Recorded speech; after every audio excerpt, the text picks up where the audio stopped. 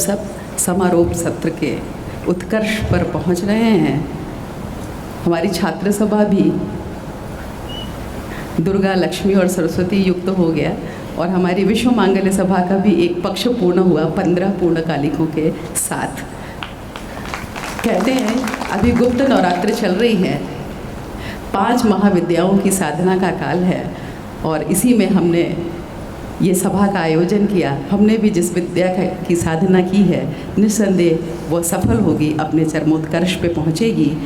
इसी कड़ी में आज का समारोपीय उद्बोधन जो कि हमारे परम पूजनीय सरसंघ चालक जी द्वारा दिया जाएगा, तो हम सब उसके लिए उत्कट हैं, प्रतीक्षा कररत हैं। तो आदरणीय सरसंघ चालक जी से साग्रह अनुरोध करती हूँ कि अपना समारोपीय उद्बोधन, जिसका विषय है हिंदू धर्म के समक्ष चुनौतियाँ और परिवार संस्था की भूमिका, आप अपना वक्तव्य दें, हमें कृतार्थ करें। आदरणीय सरसंघ चालक जी। श्रद्धेय जितेंद्रनाथ जी महाराज, श्रद्धेय मायबाई, अध्यक्षा आदरणीय रेखाताई जी, संरक्षक प्रशांत जी, उपस्थित सभी माता बहनें। शीर्षक सुनने के बाद मुझे एक कहानी याद आई। पुराने समय में छोटे छोटे राजा होते थे, उनके राजकुमार होते थे। इसी केरल में एक राजकुमार था, उसका नाम उदयनंद। तो उसके पिताजी ने उसको शस्त्र विद्या सीखने के लिए भेजा। राजा है तो प्रजा का और सीमाओं का रक्षण करना है। तो परशुराम जी की युद्ध विद्या सिखाने वाले 21 आचार्यों का एक गुरुकुल था, एक प्रधानाचार्य, 20 आचार्य, उसमें वो गया और बहुत मनोयोग से सारी शिक्षा 12 वर्ष तक उसने ग्रहण की। फिर परीक्षा का समय आया तो सुबह प्रातःकाल उठकर शुचिर्भूत होकर अपने सब शस्त्र अस्त्र लेकर पहुंच गया और बैठे थे। प्रधानाचार्य को आगे करके 20 आचार्य उनको प्रणाम करके कहा कि परीक्षा लीजिए। तो प्रधानाचार्य ने कहा परीक्षा लेते हैं, लेकिन तुम कितना सीखो वो बताओ, उतनी परीक्षा लेंगे। तो उसने 1 मिनट विचार करके उत्तर दिया कि आचार्य, आप सबकी कृपा से मैं अकेला 10,000 लोगों के साथ लड़ सकता हूँ, इतना सीखा हूँ, आप परीक्षा लीजिए।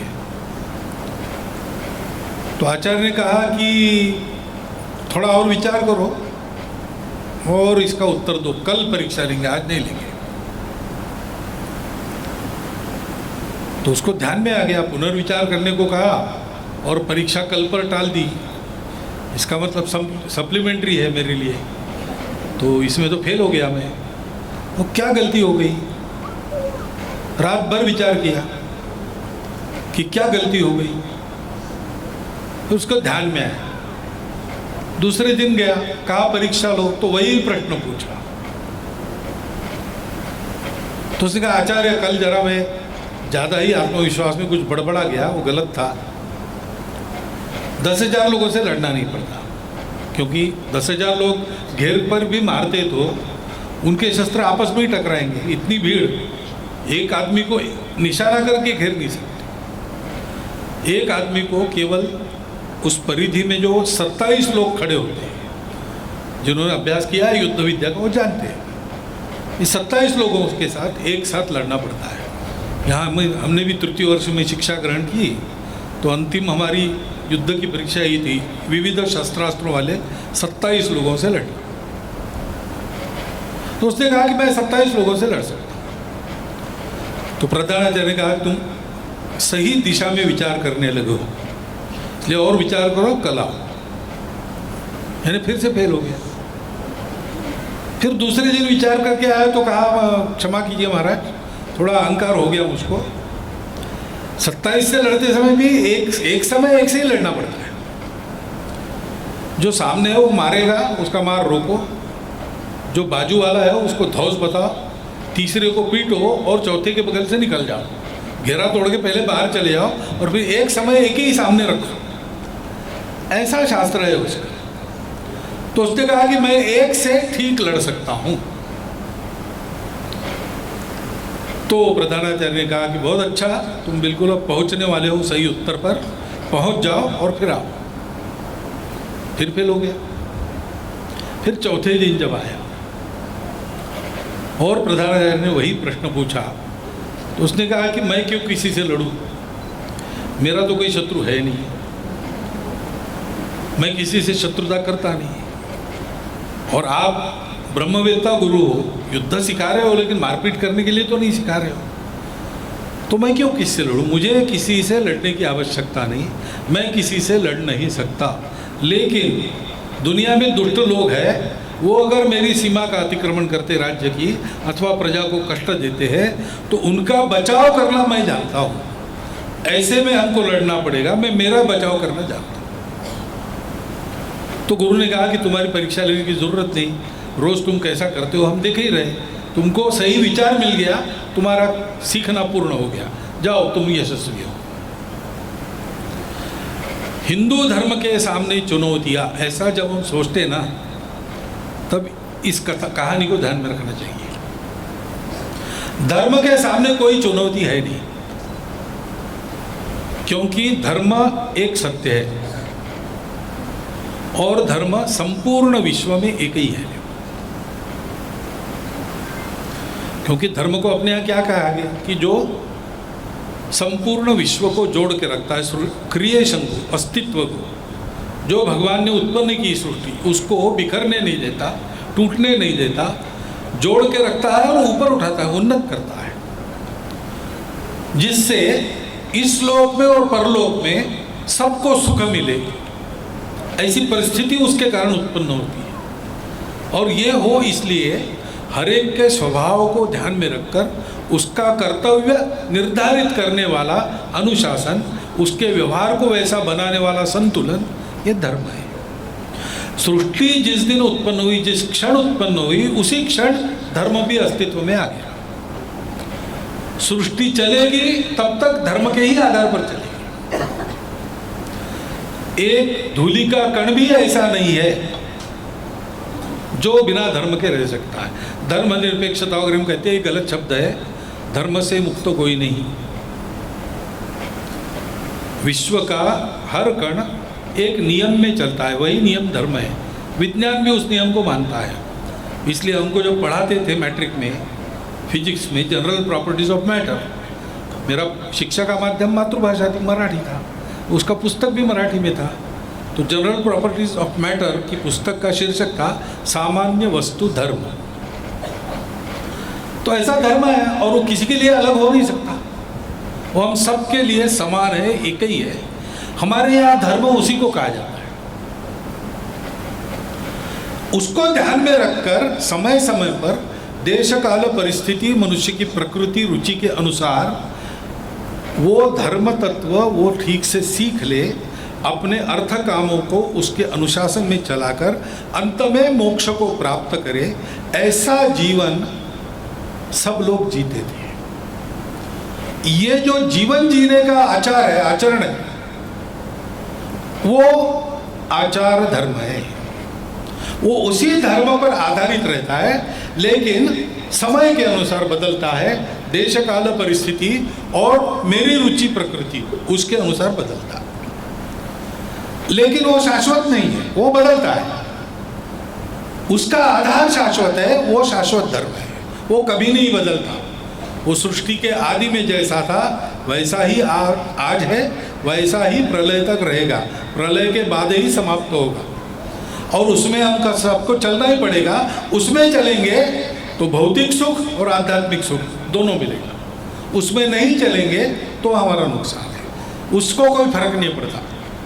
जैसे गुरुत्वाकर्षण का सिद्धांत है, आप मानो मत मानो, उसको कोई फर्क नहीं पड़ता, वो अपना काम करेगा। आप नहीं मानते इसलिए आप कूद गए तो हवा में चले जाएंगे, ऐसा नहीं, आपको भी जमीन पर आना ही पड़ेगा। इसलिए हिंदू धर्म आज हम जिसको कहते हैं वो वही शाश्वत धर्म है, वही विश्व धर्म है। उसी के आधार पर समय समय पर अलग अलग प्रकार बने, देश काल परिस्थिति के अनुसार। इसलिए अलग अलग संप्रदाय भी बने, इस धर्म का ज्ञान, मुक्ति प्राप्त, मोक्ष प्राप्त करने का ज्ञान, भौतिक जीवन को ठीक से चलाकर मोक्ष प्राप्त करने का ज्ञान देने वाला शास्त्र धर्म, वो देने का तरीका यानी संप्रदाय, प्रदाय यानी देना, प्रकर्षात् दयति, तो वो सम्यक प्रदाय ऐसा हो गया। लेकिन चुनौती फिर किसके सामने है? हमारे सामने, जो धर्मी है उनके सामने है। और वो हमेशा रहती है। क्या रहती है? कि ये शाश्वत धर्म हमको पता है, अब हमको एक परिस्थिति मिली है, इस धर्म का आचरण मुझे करना है, कैसे करूं? धर्म कहता है अहिंसा परमो धर्म, सत्य है, धर्म है। और मेरे सामने वही खड़े गुरु, भाई, चाचा, मामा, ये सब रिश्तेदार सामने खड़े युद्ध के लिए, मुझे उनसे युद्ध करना है। ये कैसे होगा? अपने राज्य लोग के लिए स्वजनों की हत्या, धर्म तो इसका मना करता है, धर्म तो अहिंसा करता है। तो मेरा आचार धर्म क्या है? भगवत गीता में भगवान ने बताया कि लड़ो, तुम अपने राज्य के लिए नहीं लड़ रहे हो, धर्म की स्थापना के लिए लड़ रहे हो। धर्म की स्थापना होनी है, समय आ गया है, वो होके रहेगी, तुम लड़ो मत लड़ो। तुम नहीं लड़ोगे, तुम्हारा श्रेय चला जाएगा, तुम्हारी अपकीर्ति होगी, तुम अपने कर्तव्य से च्युत हो जाओगे। लड़ोगे और मरोगे तो स्वर्ग मिलेगा, लड़ोगे और जीतोगे तो पृथ्वी के भोग मिलेंगे। तुम क्षत्रिय हो, तुम्हारा एक कर्तव्य है, तुम ये मत देखो ये अपने, ये भी मत कहो कि हमारे दुश्मन है। धर्म स्थापना होनी है, उसके लिए इनका विनाश आवश्यक है, वो करने का दायित्व तो मुझे दिया है, मैं करूँगा। मुझे उनके प्रति कोई खुन्नस नहीं है, दुश्मनी नहीं है, ना मुझे इनके प्रति प्रेम है जिनके तरफ से लड़ रहा हूँ। धर्म जीतने के लिए जीतना आवश्यक है, उनका नष्ट होना आवश्यक है, ये दायित्व मेरा है, प्रकृति ने मुझे ये धर्म दिया है, उसका मैं पालन कर रहा हूँ।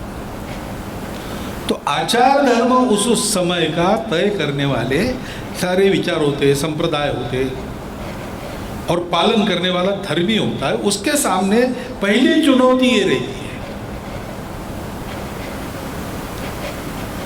बाहर से धर्म को नष्ट करने के लिए, धर्मी को नष्ट किया करने वाले फोर्सेस होते, शक्तियां होती है, जैसे आज है, वो चुनौतियां है। 3 प्रकार के लोग हैं। एक है जो आचार धर्म तो मानते हैं लेकिन शाश्वत धर्म को छोड़ देते हैं, आचार को पकड़ कर रहते, जो आउट ऑफ डेट है उसी को भी पकड़ कर रहेंगे, जो उनके स्वार्थ का है लेकिन समाज के लिए घातक है। धर्म कभी घातक नहीं होता। धर्म का एक लक्षण ये है कि वो आदि में, मध्य में, अंत में सर्वत्र आनंददायी होता है। अगर धर्म के आचरण से दुख प्राप्त होता है तो समझना कि मैंने जो किया वो धर्म नहीं है। धर्म की चौखट अपने यहाँ बताई है श्रीमद् भागवत में। धर्म के 4 पैर है, यानी चौखट है, सत्य, करुणा, शुचिता, तपस। इन 4 को छोड़कर जो है वो अधर्म है। जो हम कर रहे हैं वो इस 4 की चौखट में ठीक है तो ठीक है, नहीं है तो फिर किसी भी ग्रंथ में लिखा हो, पूर्व काल में किसी ने कहा हो, आज वो धर्म नहीं है। उस धर्म को, आज के आचार धर्म को बनाते समय उसको ध्यान में, उस चौखट को ध्यान में रखना, इस लक्षण को ध्यान में रखना। ऐसा चलने की चुनौती हमारी है। बाहर की चुनौतियां 3 हैं। ये जो ऐसा धर्म है उस परिस्थिति के लिए योग्य, वो मेरे स्वार्थ के आड़े आता है, इसलिए उसको छुपा के रखना, और प्राचीन काल से चलते आए हुए कुछ आचार के नियम जो आज कालबाई है उनको चिपक के रहना। छुआछूत हमारे यहाँ बताई नहीं है, किसी शास्त्र में नहीं है। वर्ण थे हमारे यहाँ, वर्णों में भेद नहीं था। आप तपस्या करके वरिष्ठ वर्ण प्राप्त कर सके। वरिष्ठ कनिष्ठ था ही नहीं। महाभारत तक ऐसे उल्लेख है कि तपस्या करने वाले एक चिड़िया को नजर से भस्म करने की शक्ति रखने वाले ब्रह्मचारी को एक व्यापारी घर के महिला ने एक कसाई के पास भेजा उपदेश लेने की। कथा है तो ऊंचा नीचा नहीं है, वहां आध्यात्मिक योग्यता का प्रश्न है। कसाई अपने को जो प्राप्त कर्म है वो ठीक से कर रहा है, लेकिन उसका पाप उसको लगता नहीं क्योंकि वो धर्म से कर रहा है। वो महिला अपने घर में उससे ठीक से चला रही है, वो तपस्या नहीं करती, ये तपस्या करता है, लेकिन उसके उपदेश उसको देने के अधिकारी वो लोग हैं। उच्च नीच नहीं था, ये उच्च नीच कहाँ से आया? ये हमने लाया। और अगर आज भी हम उसको पकड़कर चल रहे घटनाएं घटती है, तो इसका मतलब क्या है? हम जानबूझकर अधर्म कर रहे अपने स्वार्थ के लिए, अपने अहंकार के कारण, अपने स्वार्थ के कारण। ऐसे लोग हैं। और ये लोग तरह तरह का मसाला पकाकर शाश्वत धर्म की ओर लोग न देखें, या जो शाश्वत धर्म है उसको ही लांछित कर दे, इसको निमित्त बनाकर। ऐसा होता है, इसलिए हिंदू धर्म खराब है, सनातन धर्म गलत है। ये उदाहरण लेकर बार बार ये करना ताकि उनके स्वार्थ की दुकान चलते रहे, ये एक चुनौती है। दूसरे कट्टर लोग हैं, हम ही सही बाकी सब गलत। ऐसा मानने वाले लोग, उनके लिए, सबके लिए एकमात्र कठिनाई कौन सी है दुनिया में? वो तो इतने तूफानी है कि एक बार चले अरबस्तान से 77 साल में मेक्सिको से साइबेरिया तक फैल गए। दूसरे उस प्रकार के लोग जो चले पैलेस्टाइन से, तो देखते देखते यूरोप को बदल दिया, बाद में अमेरिका को बदल दिया, अफ्रीका को बदल दिया, ऑस्ट्रेलिया को बदल दिया, एशिया को बदलना चाहते हैं। कुछ कुछ तो बदल दिया है उन्होंने, लेकिन बीच में एक बाधा खड़ी है दोनों की। वो जो दीने इलाही का बेबाक बेड़ा था, वो गंगा के दहाने में आकर फंस गया, डूब गया। उनको भारत की सीमा पार करने के लिए 250 साल लगे। शेष भारत पर छाने के लिए और 300 साल लगे, फिर भी आसाम पर कुछ नहीं कर सके और पूरे भारत पर छा नहीं सके। भारत के अंदर आने के बाद एक दिन रात को चैन से सो नहीं सके। और 500 साल यहाँ बादशाहों सुल्तानों का राज रहने के बाद भी आज सनातन धर्म के अवलंबन करने वाले ही भारत में प्रभावी है। ऐसे ही उनका है। यूरोप, अमेरिका और सबको बदल देने वाले 300 साल से यहाँ सर पटक रहे 6%, 8%, 10%, इतना केवल है। तो इसलिए उनको लगता है कि ये सबसे बड़ी बाधा ये है सनातन धर्म, और इसलिए इसको बदनाम करो, इसको गाली दो, इससे लोगों को तोड़ो। ये दूसरी चुनौती बाहर की। और तीसरी है, एक नया पंथ उसका उदय हो गया 19वीं, 17वीं, 18वीं सदी में। उसको कहते हैं साम्यवाद। अब वो साम्यवाद तो रहा नहीं, सब साम्यवादी पूंजीवादी हो गए, परंतु वो एक मुर्दा उन्होंने पकड़ के रखा है जिसको लेकर वो नाचते रहते हैं। वास्तव में उसके आड़ में उनको सारी दुनिया पर अपना आधिपत्य चाहिए। सारा कुछ हमारे मुट्ठी में। हम पुराणों में सुनते हैं राक्षस, हम रक्षा करेंगे किसकी? जो हमारी मानेगा उसकी, बाकी को हम नष्ट करेंगे। वो राक्षसों का आधुनिक अवतार है ये तथाकथित कल्चरल मार्क्सिस्ट। वो अर्बन नक्सल्स वगैरह वगैरह तरह तरह के नाम है उनके, लेकिन अपनी विचारधारा फेल हो गई। उसके आधार पर कुछ नहीं किया जा सकता। ये होने के बाद उन्होंने ये सोच समझकर चाल चली कि जो जो मंगल है, जो जो भद्र है, जो जो परंपरानिष्ठ है, जो जो सांस्कृतिक है, वो सब नष्ट करना, उसको बदनाम करना, उसको समाप्त कर देना। तरह तरह के कदाचारों का ही समर्थन करना, व्यक्ति स्वातंत्र्य के नाम पर, उदारवादिता के नाम पर सब प्रकार की अपसंस्कृति को ही समर्थन देते रहे। और अमेरिका में इसमें वो यशस्वी हो गए और उनका सूक्ष्म आक्रमण चल रहा है, बौद्धिक आक्रमण चल रहा है। इसी को भारत में वो लागू करना चाहते, क्योंकि जब तक भारत में हिंदू है, सनातन है, तब तक वो यशस्वी नहीं हो सकते। ये बाहरी चुनौतियां हैं, लेकिन ये भी धर्म एक सत्य है।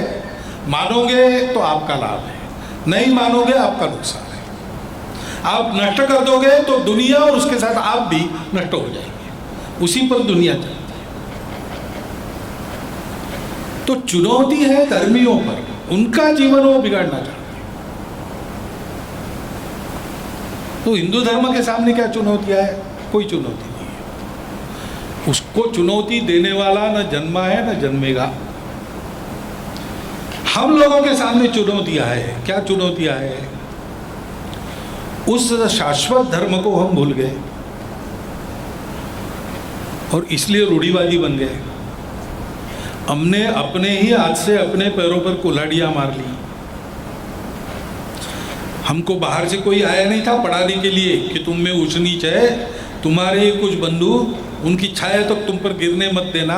ये सब व्यवहार सिखाने वाले बाहर के लोग नहीं हैं।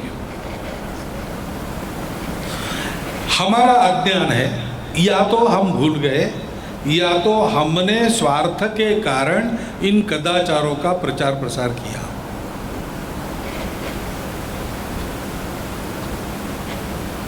दहेज प्रथा, दहेज कैसे आया? वरदक्षिणा देते हैं, शादी ब्याह में भेंट करते हो, वैसे भेंट करते थोड़ी सी, और वधू को कुछ देते हैं, क्योंकि अपने ससुराल जाएगी तो भी उसके पास उसका अपना धन होगा, तो स्वावलंबी रहेगी, निराधार नहीं रहेगी। आज भी ये जो स्त्री धन मिलता है मैके से, उसको हाथ लगाते नहीं अच्छे लोग, क्योंकि उसका ही है, मैके से आया वो उसी के लिए है। अपने बाद उसका क्या करना है इतना वो तय करिए, तब तक वो उसी का है। अब ये देना है तो उसकी प्रथाएं बन गई, फिर देना ही है ऐसा हो गया। देना ही है ऐसा नहीं है। जिसके पास कुछ नहीं रहता था वो पान सुपारी और अक्षता देके ही विदाई करता था, लेकिन देना ही है।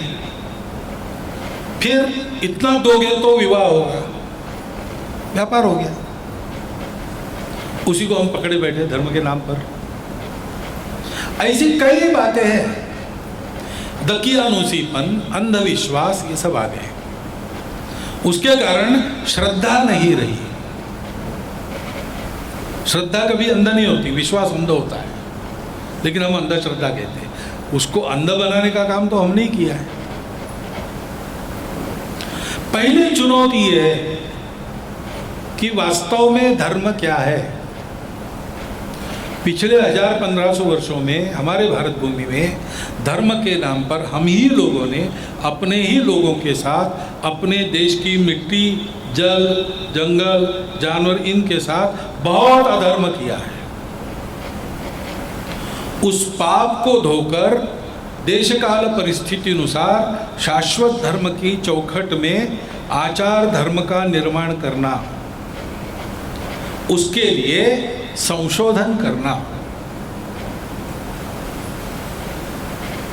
ये पहली चुनौती हमारे सामने है। क्योंकि हम इस सनातन धर्म के जो धर्मी है, वो अगर सनातन धर्म पर पक्के रहते हैं तो दुनिया में किसी की आज भी ताकत नहीं है कि वो इन धर्मियों को मिटा सके। है किसी की ताकत? आज दुनिया भर के हिंदू जात पात भाषा सब भूलकर एक होकर खड़े रहे तो कौन समाज दुनिया में ऐसा जो उनके सामने खड़ा रह सकता है? सब टेक्नोलॉजी और पैसों के साथ आ जाए सारी दुनिया, सबको पूरा पड़ेंगे आप। जैसे कहते हैं कि सारी सृष्टि व्याप कर भी 10 अंगुल शेष है भगवान, अत्यतिष्ठत दशांगुलम। वैसे इन सारी चुनौतियों को मटिया मेट करके हिंदू समाज और दशमूल शेष रहेगा, इतना बड़ा है। परंतु उसने अपने धर्म को भुला दिया, शाश्वत धर्म के आधार पर अपना आचरण नहीं रखा है। तो पहली चुनौती ये है। उसमें काम बहुत लोगों ने किया है, पहले भी, आज भी कर रहे हैं, आगे भी करेंगे, लेकिन सबको सोचना पड़ेगा। और मुझे लगता है उपयुक्त बात हमारे लिए यह है कि जो 4 तत्वों की चौखट बताई, प्रेम है, सत्य, करुणा, शुचिता और तपस, जो भी हम कर रहे हैं उसके पीछे परिश्रम है कि नहीं। बिना श्रम के खाना नहीं, बिना श्रम के लेना नहीं, अपने परिश्रम से खाना, श्रम प्रतिष्ठा है कि नहीं। दूसरा, अंतर्बाह्य पवित्रता है कि नहीं, छल कपट स्वार्थ कुछ नहीं है, मन शुद्ध है, शरीर शुद्ध है, बुद्धि शुद्ध है। तीसरा, उसमें लोगों के प्रति, जीवों के प्रति, सृष्टि के प्रति, सबके प्रति करुणा है कि नहीं। दया नहीं, दया उपकार होता है, करुणा संवेदना, एक दूसरे के दुख का संज्ञान। मेरे जैसे ही सब है, जो मुझे बुरा लगता है उनको भी बुरा लगता है, और अगर कुछ चाहिए तो मैं बाकी लोगों को पहले दूंगा, उनकी ज़रूरत मेरे से ज़्यादा है। ये सब करुणा के भाव है। और सत्य क्या है? पूरे अस्तित्व में एकता है। विविधता ऊपर का मुखौटा है, अंदर सब एक है, इसलिए भेद मत करो, विविधता को स्वीकार करो, सबके प्रति उपकारी रहो, उस सत्य को जान लो, उपभोग के पीछे मत बहो, संयम बरतो, एकांत में आत्म साधना करो, सत्य को जान लो, लोकांत में परोपकार करो। ऐसा जो भी हम धर्म मानते हैं उसमें हो रहा है कि नहीं, उसके कारण हो रहा है कि नहीं। अगर हो रहा है तो वो धर्म है, नहीं तो अधर्म है। ये अपने आचरण में लाना पड़ेगा, संशोधन करना पड़ेगा। और संशोधित शाश्वत धर्म आधारित युग धर्म का आचरण हम सबको करना पड़ेगा। इसके लिए प्रबोधन करना पड़ेगा दुनिया में। जो अपने आप को सनातन धर्मी, हिंदू धर्मी कहते हैं, बहुत प्रबोधन करना पड़ेगा। अब आचार धर्म के आधार पर अलग अलग दिखता है। शिव की पूजा करने वाले, विष्णु की पूजा करने वाले, गणपति जी की पूजा करने वाले, सौर सूर्य भगवान के भक्त है, शाक्त शक्ति की उपासना करने वाले हैं। ईश्वर न मानते हुए अपने आप को देखो ऐसा मानने वाले बहुत है। ईश्वर है लेकिन कर्म तो तुम्हारा है, उसी के फल मिलेंगे। ईश्वर को अपनी जगह रहने दो, तुम अपने आप को ठीक करो। जैन है, अपने ही यहाँ इतने सारे संप्रदाय है, वो अपने धर्म को केवल चूल्हे चौके में और पूजा घर में मर्यादित करके रखे हैं, और इसलिए उनको बरगलाना आसान है। अरे ये शहर वालों के भगवान मंदिरों में रहते, बड़ी बड़ी मूर्तियाँ, तुम्हारे तो लकड़ी के 2 खंबे हैं, पत्थर रखे एक के ऊपर एक, कुछ पेड़ है, तुम्हारा धर्म अलग है, तुम हिंदू नहीं हो। और वो मान लेता है क्योंकि उनको पता ही नहीं, अज्ञान है। ऐसे अपने धर्म को मर्यादित करके रखकर हम चल रहे, हमको इस कारा को तोड़ना पड़ेगा। इन सब को एक ही बुनियाद है, वो वही है, धर्म के 4 पैर। उसमें बैठने वाला सब धर्म है और एक ही धर्म है। संप्रदाय अलग अलग है, भक्ति मार्ग अलग अलग है, पूजा के विविध प्रकार है, और सबके लिए अपनी अपनी पूजा श्रेष्ठ है, श्रद्धा है, सब पहुंचेंगे एक ही जगह। सबका स्वागत है, सबका स्वीकार है, सबको सत्य मानते हैं, अपने पर पक्का रहते हैं, दूसरों के साथ आदर करते हुए उन सबका मिलजुल कर रहते हैं। ये हिंदू समाज का जीवन खड़ा करने के लिए धर्म के बारे में ये जो संकल्पना है मनों की, वो ठीक करनी पड़ेगी। प्रबोधन चाहिए। और फिर ये अगर है तो हम प्रतिकार ठीक से कर सकते हैं। नहीं तो आज क्या है कि ये ठीक नहीं, उसी का वो लाभ लेते हैं बाहर से जो हमला करते हैं। हमारा युवक, हमारे नई पीढ़ी का युवक युवती वो जाते सीना तान कर अपने धर्म के बारे में कहते, डिफेंस में बचाव करने का प्रयास करते, लेकिन एक के बाद एक ऐसे उदाहरण वो लोग दे सकते हमारी समाज से, तो हमारे नई पीढ़ी का मुंह बंद हो जाता है। घर में आके माता पिता को पूछते, उनको ज्ञान नहीं है। तो प्रबोधन और फिर प्रतिकार, ये चार बातें आवश्यक है। हिंदू धर्म के सामने कोई चुनौती नहीं है, चुनौती देने की ताकत किसी की नहीं, क्योंकि वो सत्य पर है, पहले से है। पूर्ण सत्य का ज्ञान हमारी परंपरा में हुआ है, परंतु उसके अपने आप को धर्मी मानने वालों को संशोधित धर्म मालूम नहीं, संशोधन करना बाकी है। उसका आचरण नहीं है। तत्वज्ञान उच्च है, आचरण में अति क्षुद्र बातें हैं, आचरण ठीक करना पड़ेगा। और ऐसा हो इसलिए सर्वत्र समाज का प्रबोधन होना पड़ेगा, फिर हम प्रतिकार करेंगे।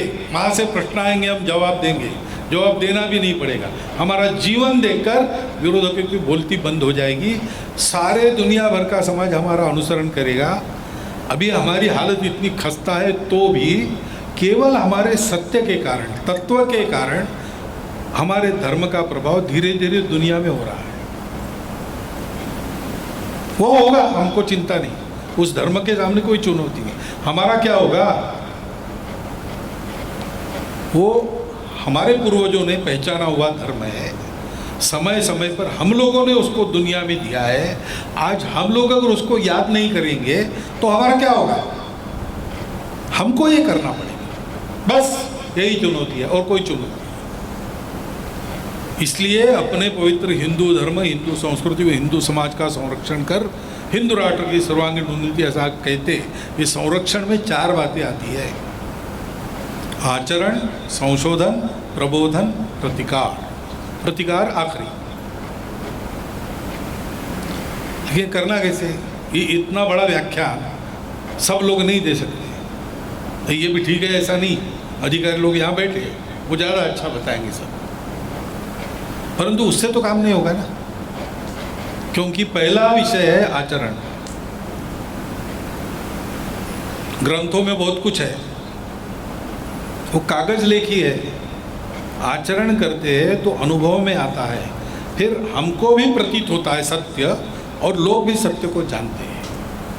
आखन देखिए,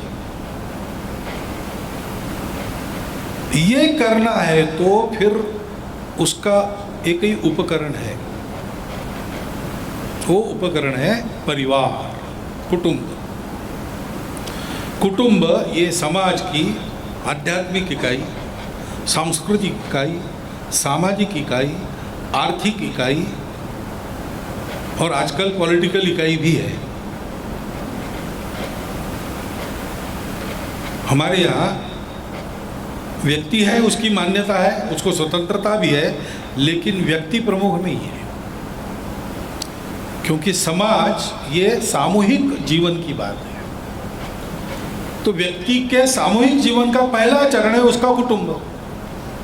अपने कुटुंब में वो बड़ों का आदर करना सीखता है, सबके साथ अपने ईगो को मैनेज करना सीखता है, अपने अहंकार को पीछे रखकर अपने परिवार के लोगों के सुख का विचार करके जीना सीखता है।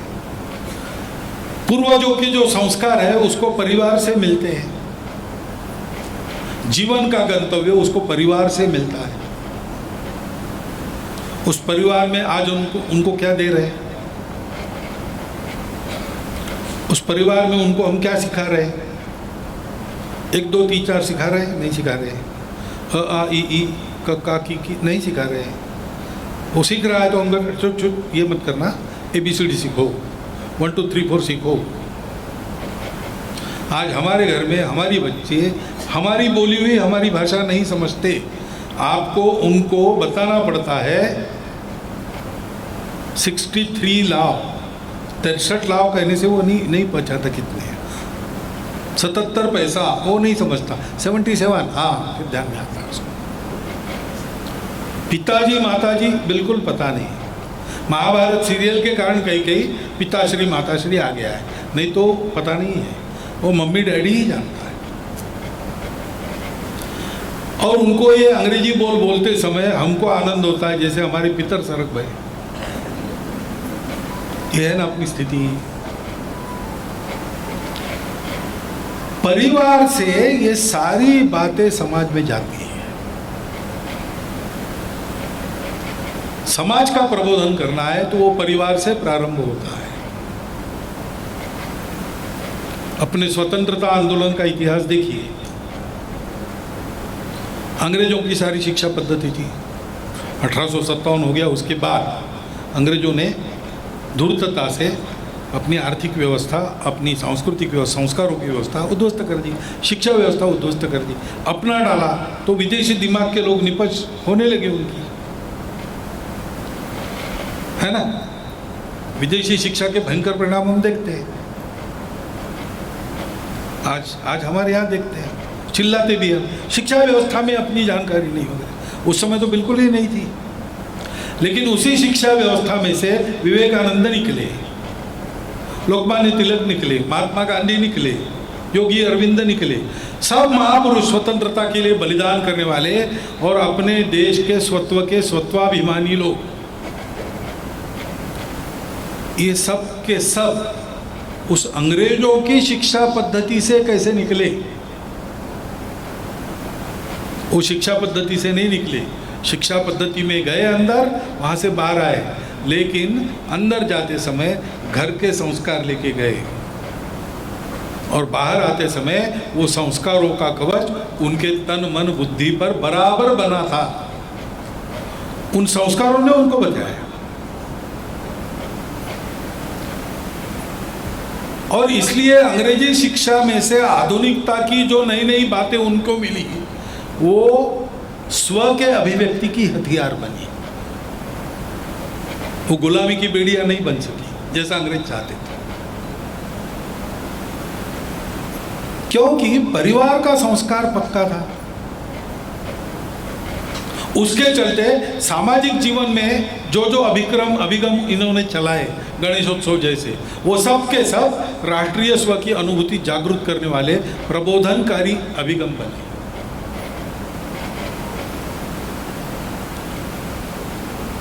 परिवार संस्था जो हमारी है, जिसको हमारी मान्यता सनातन काल से रही है, बाकी दुनिया में भी इसी की मान्यता 300 साल पहले तक थी।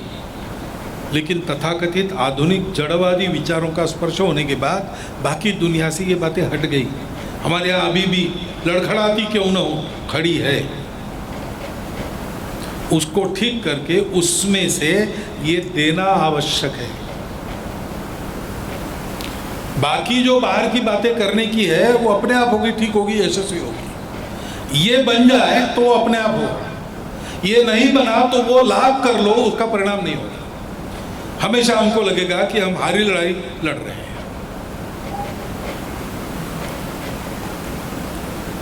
और इसलिए ये होना आवश्यक है। और ये परिवार के द्वारा ही होगा, तो नहीं होगा। ये परिवार क्यों चलता है? परिवार चलता है, परिवार में ये मातृत्व के संस्कार आते हैं। परिवार के सब लोगों को इसका ध्यान रखना पड़ता है। नई पीढ़ी इसको सीखे, हमारे बोलने में से सीखे, हमारे करने में से भी सीखे। उदाहरण बनना पड़ता है, आचरण रखना पड़ता है। अंग्रेजी विद्यालय में पढ़ने वाले बच्चे भी पहले घर में आने के बाद हाथ पैर धोकर भगवान को नमस्कार करो, बड़ों को नमस्कार करो, 4 श्लोक कहो, एकादा स्तोत्र कहो, बाद में पहाड़े कहो सब, और उसके बाद भोजन हो, नहीं तो नहीं होगा। तो छोटी छोटी क्रियाओं में से जो सांस्कृतिक संचित धन है अपना, वो पहुंचता था पीढ़ी पर। फिर लोग उसके प्रति एक श्रद्धा मन में लेकर बड़े होते थे। और अगर उनके पास ज्ञान नहीं है तो लाइब्रेरी जाकर खोजते थे और पढ़ते थे और लिखते थे, बोलते थे। परंपरा का प्रवाह सतत अक्षुण्ण रहा और सही बातें उसमें से गई। ये होना है तो, सतत चलना है तो, अब तक हुआ है, आगे भी होना पड़ेगा और अधिक विस्तृत रूप से होना पड़ेगा। तो परिवार को ही वैसा तैयार करना पड़ेगा।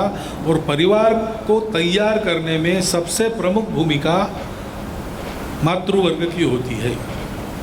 कोई भी मंथन चलता है तो आधार चाहिए, समुद्र मंथन, ठीक है, वो मंदार पर्वत वो तैयार है मथनी बनने के लिए, वासुकी तैयार है रस्सी बनने के लिए, मंथन करने के लिए, एक तरफ देव एक तरफ असुर, दोनों तैयार है, लेकिन रखे कहाँ उसको?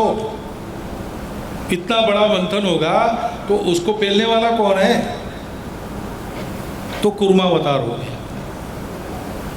ऐसे इतना बड़ा मंथन होगा तो परिवार में इसके पेलने वाला कौन है?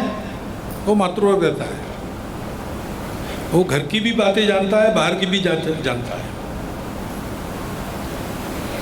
बाहर से कमाई करते हैं पुरुष लोग, परंतु अपने परंपरा में तो पहले से ऐसा है, वो लुप्त हो गया तो वो विकृति है। लेकिन कमाई लाना पुरुष का काम है, कमाई का विनियोग महिला अल्टीमेट सैंक्शनिंग अथॉरिटी है घर की। घर की कोई बुजुर्ग माता जी है, दादी है, कोई है, नहीं तो बहू है। जो घर में माता है वो सारा अधिकार रखती है, सारी तिजोरी की चाबी उसके यहाँ कसे में रखी होती है। घर में भोजन के लिए लोग लाने हैं, उनको बताना पड़ता है, वो पूछती है कौन कौन आने वाले, कैसे लोग हैं, मना भी कर सकती है अगर चाहिए नहीं। ये है, ये परंपरा है, हमने छोड़ दी उसको, ये अपनी गलती है। घर के बच्चे क्या करते क्या नहीं करते, कुछ भी करना है गृहस्थ को गृहिणी की अनुमति आवश्यक, संन्यास भी लेना है तो पूछ कर लेना है, क्योंकि गृहिणी गृह को संभालती है और गृहस्थ सभी धर्मों का आधार है, सारे समाज का व्यापार, ब्रह्मचर्य, वानप्रस्थ, संन्यास, इन सब आश्रमों का आधार गृहस्थाश्रम है। क्योंकि उसमें से जो संस्कार मिलते हैं उससे वो शक्ति सबकी बनती है, बच्चों की, बालिकाओं की, घर के मर्दों की भी बनती है कि वो सारी परिस्थिति में इसको झेल कर अपना उदर निर्वाह भी चलाए और धर्म के मार्ग पर भी चलते रहे, और केवल अपना उदर निर्वाह नहीं, समाज का निर्वाह भी चलाए और समाज धर्म मार्ग पर चलता रखे। ये केवल अपने यहाँ नहीं, ऐसा हर जगह समाज की ताकत इसी से बनी है। जब जब दुनिया का इतिहास देख लो, जब जब कोई समाज कठिन परिस्थिति में से पार हुआ यशस्वी रीति से, तो ये ताकत उसने कहाँ से पाई? तो देखते हैं कि प्रबोधन का आधार था कुटुंब। लोग बोले, समाज में लोग बड़े बड़े लोग प्रचार करते रहे, लेकिन एक एक बच्चे तक वो बात पहुँची। केवल प्रचार नहीं, आचरण पहुँचा। इसका श्रेय किसको है? इसका श्रेय परिवार को है। इसलिए अपना काम ऐसा परिवार तैयार कर सकने वाली गृहिणी माता, ये एकदम मूलगामी काम है। धर्म स्थापना में धर्म के संरक्षण का जो पहला काम है, उसके चारों चरण सफलतापूर्वक पूर्ण कर सकने वाला ये काम है। इसलिए अभी वृषालिताई ने कहा अपना ईश्वर का काम है। ईश्वर का धर्म स्थापना ईश्वर की इच्छा से होती है। परित्राणाय साधूनां विनाशाय च दुष्कृतां धर्म संस्थापनार्थाय। ये प्रेरणा भगवान की पहले अवतरित होती है, समाज की तैयारी इसमें से होती है, फिर अवतार होता है। भगवान स्वयं काम नहीं करते, भगवान करवाते हैं। उनके लिए वो युद्ध का दिग्दर्शन करेंगे, लड़ेंगे नहीं। पांडवों को शस्त्र लेके उतरना पड़ेगा मैदान में, वो करेंगे, वो लड़ेंगे, फल वो पाएंगे, भगवान करवाएंगे, कठिनाइयाँ दूर करेंगे, सत्य की विजय हो, ये सब देखेंगे। लेकिन करके भी वो करने वाले नहीं। अपने समाज की इस तैयारी को करने का काम अपना काम है। परिवार को ऐसा बनाना, परिवार में से ये ऊर्जा उत्पन्न करना, और इसलिए अपना भगवान का काम है। धर्म के सामने चुनौतियाँ बाहर से जो है वो निरर्थक है, वो टकराएगी, टूट के बिखर जाएगी। यही उनका होने वाला है, क्योंकि धर्म अपराजय है, वो सत्य है, उसका पराजय हो ही नहीं सकता, वही रहेगा, सत्यमेव जयते। लेकिन उस धर्म के आश्रय पर चलने वाले धर्मी को धर्म के साथ पक्का रहना पड़ेगा, तब उसका भी संरक्षण होगा और भगवान के कार्य का निमित्त बनकर अपने जीवन को वो सार्थक करेगा। ये काम हमको करना है। ये समझकर हम लोगों ने अपने विश्व मांगल्य सभा का कार्य करना चाहिए। ये बड़ा कार्य है, ये गंतव्य है अपना, इसको ठीक से समझकर उसके प्रकाश में अपने छोटे छोटे काम कृतियाँ सब हम करेंगे तो ठीक से अपने कार्य का भी विस्तार होगा और जो हम चाहते हैं वो भी सफल होगा। वैसी सफलता हम शीघ्र से शीघ्र देख सकें, इतनी शुभकामना देता हूँ और ये मेरा वक्तव्य समाप्त करता हूँ।